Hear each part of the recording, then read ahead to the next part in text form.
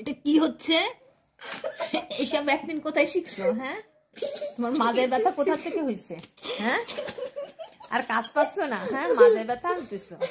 একজন তো মাঝের ব্যথা পাচ্ছে না, আর এই হচ্ছে আমার মাঝের ব্যথার অ্যাক্টিং করতেছে। কি হচ্ছে এগুলো? হ্যাঁ, দুষ্টুমির আর জায়গা পাও না? তুমি কিসের দুষ্টুমি করো এগুলো? তোমার মাঝের ব্যথা কি ভালো হয়ে গেল?